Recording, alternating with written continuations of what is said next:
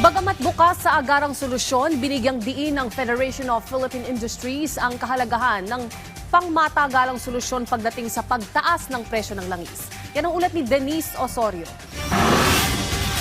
Malaking ginhawa para sa mga negosyo, lalo na sa mga micro, small and medium enterprises o MSMEs, ang malaking rollback sa presyo ng langis ngayong araw, kasabay ng mga hakbang ng pamahalaan upang maibsan ang epekto ng oil price volatility. Mahalaga rin ito dahil ang bawas sa presyo ng diesel at iba pang produktong petrolyo ay maaaring magpababa sa gastos sa delivery, biyahe at iba pang operating expenses. Ayon sa Philippine Chamber of Commerce and Industry, malaking tulong ang agarang paggalaw ng presyuhan dahil mas nakakahinga ang mga negosyong umaasa sa transport at logistics. Yes, yesterday, the President personally announced suspension of excise on LPG and kerosene.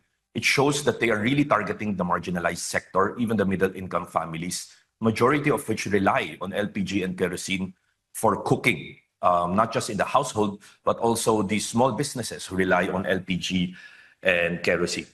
So we welcome this. Habang welcome ang agarang ginhawa, sinabi naman ng Federation of Philippine Industries na mahalaga ring tingnan ang mas pangmatagalang solusyon dahil hindi lang sa biyahe o delivery nararamdaman ang pagtaas ng langis. Paalala ng FPI, hindi pa ito dapat ituring na pangmatagalang solusyon dahil ang kasalukuyang bawas presyo ay nakasandig pa rin sa hindi katiyakang sitwasyon sa gitnang silangan. Mas malakas pa rin ang paggamit ng lokal na supply chain dahil makakatulong ito upang mapatatag ang production costs at mapalakas ang resilience ng mga negosyo.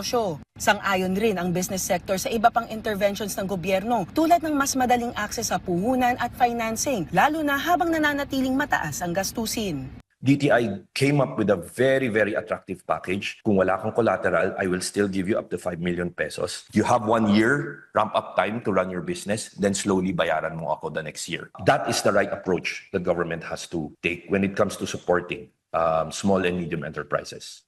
Mahalaga rin anya na magpatuloy ang pagtugon ng pamahalaan upang maprotektahan ang mga maliliit na negosyo habang nananatiling hindi tiyak ang galaw ng pandaigdigang presyo ng langis. Denise Osorio para sa Pambansang TV sa Bagong Pilipinas.